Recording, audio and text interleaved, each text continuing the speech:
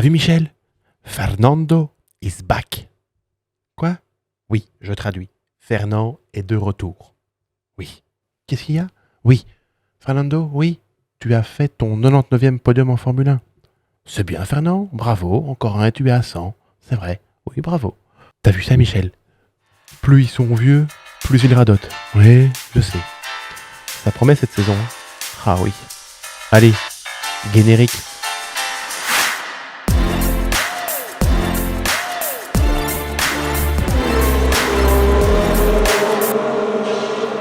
Salut à tous et bienvenue dans ce nouveau podcast de Bistro Francorchamps. Alors, Bistro Francorchamps, c'est quoi? C'est le seul podcast qui va vous parler Formule 1 et charcuterie. Et dans ce deuxième numéro, nous allons revenir sur le premier Grand Prix de la saison qui a lieu ce week-end à Bahreïn sur le circuit de Sakhir. Nous allons vous partager notre coup de cœur de ce Grand Prix ainsi que notre pas coup de cœur, ce qui a été un peu plus délicat. Si vous avez regardé notre première vidéo, vous savez que je ne suis pas seul.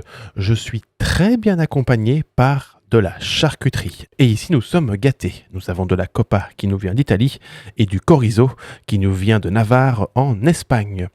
On en reparle un peu plus loin dans ce podcast. Le premier Grand Prix de la saison 2023 a livré son verdict et c'est Max Verstappen qui s'est imposé ce week-end à Bahreïn. Red Bull commence cette saison de la meilleure des manières car c'est Sergio Pérez qui a assuré le doublé pour l'écurie autrichienne.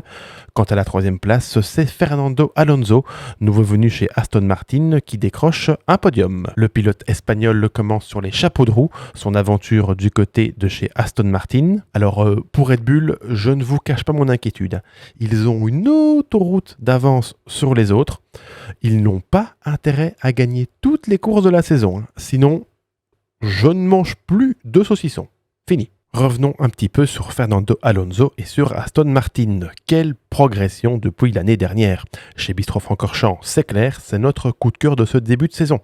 L'écurie anglaise aurait apparemment gagné 2 secondes 4 par rapport à 2022. C'est énorme. Alonso est aux anges. Il termine même Driver of the Day de ce Grand Prix. Il aurait peut-être enfin fait le bon choix de carrière si Aston Martin parvient à développer sa voiture tout au long de cette saison. Le pilote espagnol nous a régalé, d'abord dans son duel avec son vieux copain Lewis Hamilton pour la 4e place. Il y avait 9 titres de champion du monde à eux deux.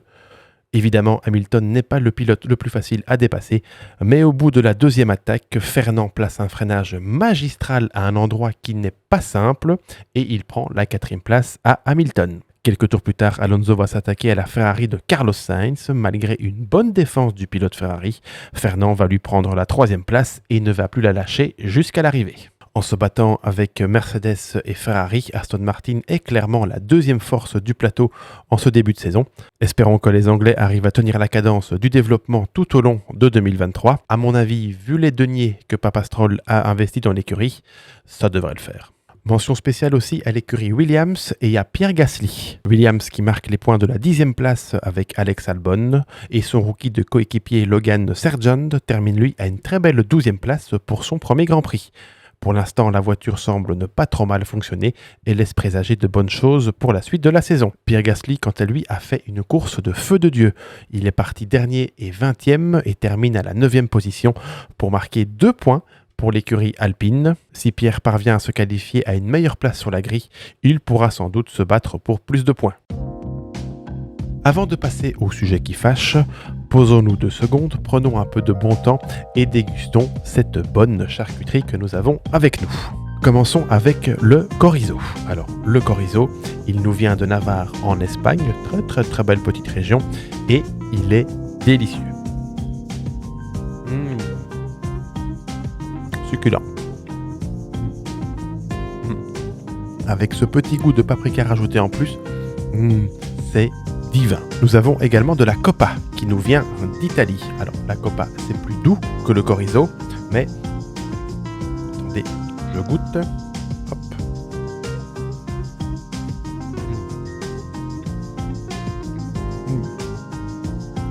Un délice. Elles fond littéralement dans la bouche.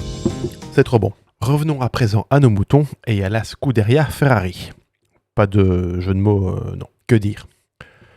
Les vieux démons reviennent. Charles Leclerc a dû abandonner son problème moteur. Il se battait avec Pérez pour un podium.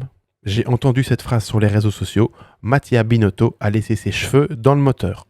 J'avoue que ça m'a fait rire. Un problème de fiabilité à la première course n'est jamais bon et les hommes de Fred Vasseur ont du pain sur la planche. Carlos Sainz, quant à lui, a été victime du manque de rythme de sa voiture et termine le Grand Prix P4. La dégradation des pneus était trop forte pour l'Espagnol qui n'a pu rivaliser avec Fernando Alonso. Après cette première course, Ferrari pointerait à 1 seconde des Red Bull en rythme de course. Alors, il va falloir se sortir les doigts du... Je ne sais pas comment on dit en italien, traduisez. En conclusion, ce premier Grand Prix 2023 n'a pas été si mauvais que ça.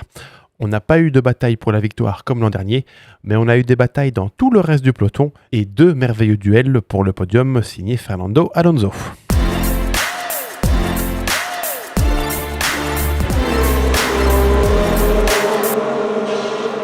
Voilà, c'est la fin de ce podcast numéro 2 de Bistro Francorchamps.